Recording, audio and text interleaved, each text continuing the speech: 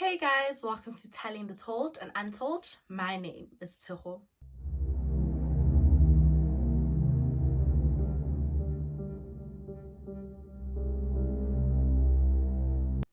So for today's case, we're going all the way to the Krugersdorp, and this case happened in 2012.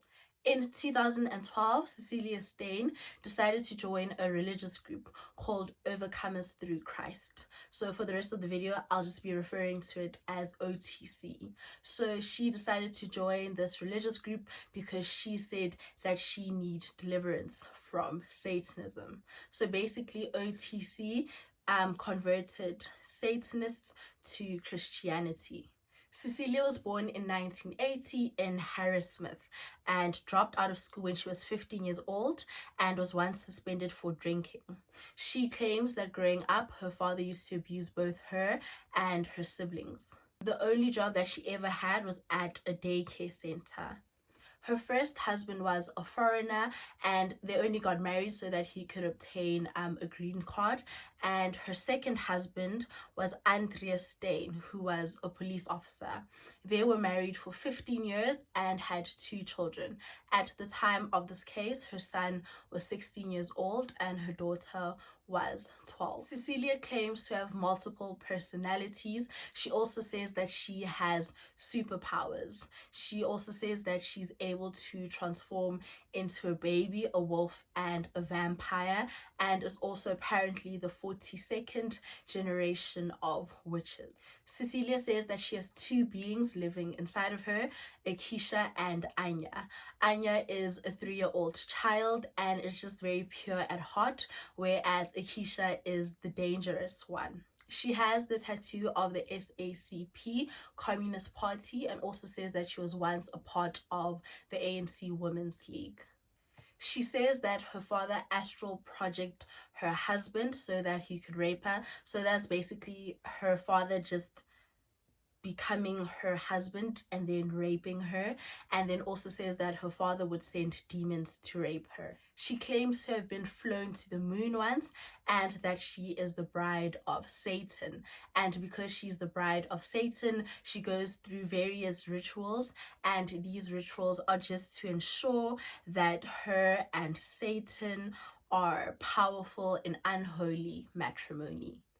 At the same time that Cecilia joined the church, Zach Valentine, along with his wife Mikeila and Miranda Steyn, joined the church. Miranda Steyn has no family relation to Cecilia. It's just a coincidence that they both share the same surname, Steyn. Zach Valentine was born on the 3rd of August 1985 and was brought up in a very stable and religious family in West Denoria. Zach studied actuarial sciences as well as mathematics at the University of Pretoria and completed his studies in London. He went there just for 1 year. Once he returned, he worked for ABSA for 4 years, and after this went to work for Discovery for 3 years. Around this time, he earned approximately 70,000 per annum. He then left his job to start his own forex company. Zach had known Mikeila for about 5 months before they got married, and Mikeila was a travel agent. At the time of this case, they had been married for about 2 years and had no children. Miranda Steyn was a school teacher and was once married to Andre Hugo. They got divorced. They had 2 children, Marcel, who was a girl, and she was 7 years old at the time that she first met Cecilia, alongside her brother Leroux, who was just 10 years old. After this, she got married to her second husband, and the marriage really didn't go that well. It only lasted 2 years, and it said that she didn't like her stepdaughter and eventually became physically aggressive towards her, and on one occasion physically sat on her, just to cause pain. When Cecilia was part of the OTC, she became really good friends with the leader, Ria Groenveld, but soon their relationship soured. Ria says that she would go to Cecilia's house often because Cecilia claimed that she was dying, But at the same time that she was doing this, Cecilia would often tell her that she was a pathetic Christian and would just talk bad about her in front of other members. Ria says that Cecilia would often drug her and she would wake up confused and disorientated. Cecilia would give her sleeping pills, and when she woke up, she had no recollection of the night before. On one occasion, she woke up and she had calls from her students and asking her basically why she just called them at midnight, but she didn't remember any of this. She also then found out that she had called herself from another cell phone. Ria eventually told the OTC members that she didn't trust Cecilia and Cecilia was a liar after she had told the members that Ria had beaten her up. She then cut off all contact with her. This angered Cecilia, who decided to create a group called Alexis Padillas. I hope I'm pronouncing that properly. And it basically just means chosen by God. She recruited the Valentines, which was Zach, as well as his wife Mikeila and Miranda Stain. Once they had formed the group, they decided to go after members of the OTC. On the 2nd of July 2012, they placed homemade bombs under various OCT members' cars, but they never ignited the bombs because they were nearly spotted and decided to flee. A couple of days later, on the 11th of July, they successfully placed bombs near an OTC meeting. Fortunately, no one was hurt. Later that month, the group started a fire and damaged some windows at Lighthouse Christian Center. After this, they placed a note at the gate of the center that said, "Ria, who's going to protect you now?" Throughout the month of July and August, the members sent various OTC members as well as people associated with Ria threats. So Cecilia told the members of the Alexis Padillas that she ran an orphanage, and this orphanage was for children who used to attend a Satanic church. However, their parents took them out of the church because they didn't want them associated with such beliefs, and then took them to Cecilia's orphanage. And Marcel, Miranda's daughter, says that this was the only reason that she decided to join the group, because she thought that she was doing a good thing for these children who were part of this orphanage. As Cecilia became more and more obsessed with executing revenge against Ria, she decided to accuse one of the OTC members of praying a danger prayer, which basically just kills innocent children. So she decided to accuse Natasha Berger, I hope I'm pronouncing that properly, who was 33 years old at the time of this case. So on the 26th of July 2012, Cecilia convinced the Valentines, Zach and his wife Mikeila, to kill Natasha. So they went to Natasha's neighbor's flat, who was Joy Busner, who was 63 years old and was also friends with Natasha. She made Joy write a letter to Natasha, basically to just come over when she had come back from work. When Natasha arrived, they stabbed both her and Joy to death. They had also slit both of their throats. Their next victim was Reinald John Edwin Bendix, who was a semi-retired pastor and someone that Ria regarded as a mentor, as well as a longtime friend. He occasionally presented lectures at OTC. So on the 13th of August 2012, Zach Valentine and Miranda Stain disguised themselves as police officers and also wore wigs, and they then entered John's house. They attacked John with an axe and he was stabbed multiple times. Miranda later said in court that this was her first kill and it really excited her and she just had an adrenaline rush. At this time, Mikeila Valentine, Zach's wife, didn't want a part of the group anymore and wanted out. Cecilia and Zach, seeing her as a liability, decided that they had to kill her. So on the 4th of October 2012, Zach Valentine made sure that he had an alibi for that day. So he went to work, but before he went to work, he put some tranquilizer in Mikeila's coffee. He had given Miranda a set of household keys as well as the key for the remote. So that Thursday morning, Miranda, as well as her daughter Marcel, who was 14 years old at the time, went into the Valentine's house and found Mikeila on the bed. They then proceeded to bash her skull with a blunt object and stabbed her multiple times. She had been stabbed close to 60 times. After this, the group then decided to take a 3-year hiatus. Towards the end of their hiatus, Alexis Padillas started running out of money, and around this time Zach had already contributed about 2 million rands of his own money. Zach couldn't contribute any more money because he decided to start his own forex company and would receive money from both his parents as well as his in-laws. I don't know how the case around Mikeila started, but it's quite strange how he'd accept money from his in-laws knowing that he decided to kill his own wife. The group didn't mind giving Cecilia money because they assumed that this money was going to her non-existent orphanage. Cecilia then devised a plan to obtain money through insurance fraud, theft, and murder. The group, believing that these crimes were for a good cause, participated in good faith. I'm not sure when the group decided to recruit a new member, but they did, and his name was John Bernard. John decided to set up a meeting with his employer, Peter Meyer, and he said that the meeting was just to discuss business. Some members say that Cecilia didn't know about these murders, but other members say that she's the one that orchestrated it. So on the 27th of November 2015, Valentine, Miranda, and Marcel went to the mayor's house. They had tried going to the mayor's house a couple of times before this, but were unsuccessful because their kids were always home, and on one occasion they weren't home. So on the day of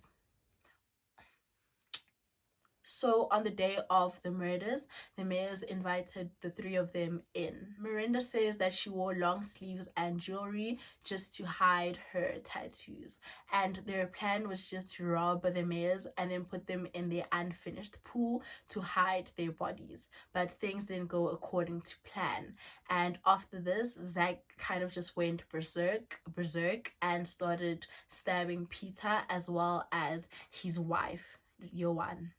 As Zach was stabbing the mayors, it said that Peter started reciting Psalm 23. Miranda then took the keys for the safe from Peter's belt and then wanted to go look for the safe, but Zach stopped her and told her that they had to get out of there because things didn't go according to plan. On their way home, they just started throwing all the evidence out of the window. Cecilia's next scheme involved faking Zach Valentine's death to get his life insurance payout of 3.57 million. I don't want to say it in words because they decided to befriend a street vendor whose name is Gerard Jackson. Gerard was engaged to Candace Ellison. Gerard and Candace had met at a psychiatric and rehabilitation center when Candace had been admitted there for her heroin addiction. And Gerard was there for his mental issues as well as his drug addiction. After they were both released, they unfortunately relapsed and lost their jobs. After this, they went seeking help at the Tower of Life shelter in Krugersdorp. To make money, they started selling chips and sweets outside the Netcare private hospital in Krugersdorp. One day they didn't have money and they saw two ladies walking across the hospital. So they went there and one of those ladies was Cecilia. Cecilia then bought all their stock. On another occasion, Cecilia saw both of them and invited them to her flat for coffee. Once they got there, they met Zach, Miranda, as well as Miranda's two children, Marcel as well as LaRue. Cecilia claimed to be a psychologist at the Sterkfontein clinic where Gerard had been admitted before. They also spoke about God and how they had tried all the drugs that you could ever find, but through God they were able to overcome their addiction. After this, Candace and Gerard finally got their own place, but Gerard still frequented Cecilia's apartment. And Candace says this is because she believes that Gerard thought that Cecilia was just a good person and was someone that he could trust and confide in. On the 16th of December 2015, Gerard left with John, LaRue, as well as Miranda, and they had left for the Free State. They had left in two cars, one of those cars being Zach's Mercedes-Benz SLK. Before he left, Gerard looked Candace, who was heavily pregnant at the time, in her eyes and told her that he loved her. After this, he took his jacket and left. And this was the last time Candace ever saw him. On their way, LaRue strangled Gerard, and they then left Zach's SLK on the R57. They placed Gerard in the driver's seat and set the car alight. Candace, however, was worried the whole night and continuously sent Gerard messages as well as called him, but they both went unanswered. The following day, Miranda identified Gerard's body as Zach's, and then they obtained a death certificate that they could use to get Zach's life insurance. And it just happened that Cecilia Steyn was Zach's sole beneficiary. Zach then booked himself in the Herberg Hotel under the name Jacques de Villiers. It was a fake ID. Few days after this, Candace went to Cecilia's apartment, and once she got there, she found Cecilia crying. Cecilia said that Zach had been involved in a car accident and was in a coma. Candace then asked about Gerard, and Cecilia said that Gerard decided not to join them because he had other things to do. Candace then called the police and filed a missing persons report for Gerard Jackson. She also went to mortuaries to go look for his body as well as called his family. 2 weeks after Gerard's disappearance, his daughter was born. When their baby was 3 months old, Candace got called by police investigators who say that the body that was involved in the car accident was not Zach Valentine, but was her missing fiancé, Gerard Jackson. After this, the group decided to murder by appointment. So basically, Miranda, LaRue, Marcel, as well as John would find a victim and set up an appointment under false pretexts. They would then intimidate them to give them their bank cards as well as pins. After this, Marcel would go to the ATM, and once they were sure that they had given them the correct password pin code, they would then strangle them. First victim was Mcgregor, who was 57 years old at the time, and he was a tax consultant in Randfontein. So on the 27th of January 2016, the four of them met Glenn in his house. Miranda then told him that they were going to kill him, and he just laughed. After this, he stood up and Miranda shot him 2 times. He fell to the ground and he couldn't get up. And that's when Miranda asked him to transfer 6,000 rand to her account. He later died from his gunshot wounds. They first tried to suffocate him with a plastic bag, but that didn't work. And after that, LaRue decided to strangle him. They then put his body in a bathtub and opened it so the water could run over his body. And this was basically just to get rid of evidence. Their next victim was 67-year-old Anthony Scofield, who was also a tax consultant. So they basically held him at gunpoint and asked him to give them all his cards as well as PIN codes, and they were able to withdraw 16,000 rands. After this, they strangled him and put him in the boot of his car. On the 26th of May 2016, they were able to lure 27-year-old Kevin McAlphin to their Krugersdorp apartment, and he handed over his bank cards and they were able to withdraw 1,300 rands. After this, they also strangled him and put him in the boot of his car. A few days later, on the 30th of May, the group had their 4th victim, 52-year-old Hanley Lategan, who was an estate agent. They were able to lure her to their flat, basically just saying that they had a business meeting. So she thought that she had a meeting with a potential client. She was also threatened, and they were able to withdraw 3,000 rand from her account. She had already been reported missing around the same time, so police officers had cordoned off her car, so they couldn't put her body in her car. So instead they put her in their own car and drove her to a nearby graveyard, where she was later found the next day. The group also had 2 other killings that never materialized. Cecilia wanted to murder Ria Groenveld's son, Joshua. However, the 3 people that she had tasked with the murder never pulled through. In 2015, they wanted to murder LaRue's father.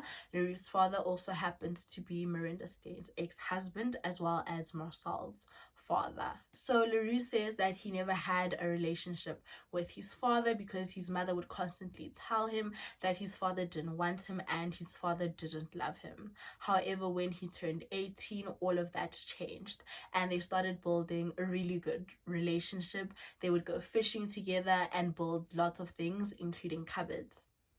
Cecilia and his mother didn't approve of their relationship and told Leroux that his father's demons were sticking onto him.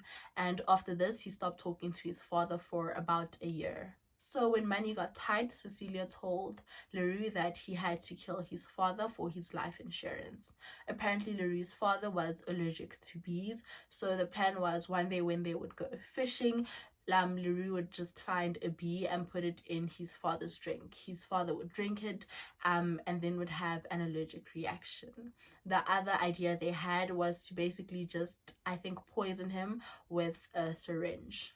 So the group was finally apprehended when Marcel was seen on CCTV footage withdrawing money from an ATM with one of the victim's cards. She was arrested alongside her brother, with also other criminal charges against them. After a series of interrogation sessions, Leroux finally decided to tell police officers what happened and the lives that they had taken. This then led to the arrest of Cecilia Steyn, Miranda Steyn, Zach Valentine, and John Bernard. Cecilia Steyn, Marcel Steyn, and Zach Valentine were found guilty on 32 counts, including murder, fraud, and racketeering. Marcel's mother, Miranda Steyn, pleaded guilty and is currently serving 11 life terms and 115 years in prison. Her brother, Leroux Steyn, is serving 35 years, and John Bernard is serving 20 years. I think it's very interesting that Cecilia never carried out any murders, although she's the one that decided to start the group and recruit people. I think that kind of just shows you how she's able to manipulate people and also find people that are just easy to manipulate and naive.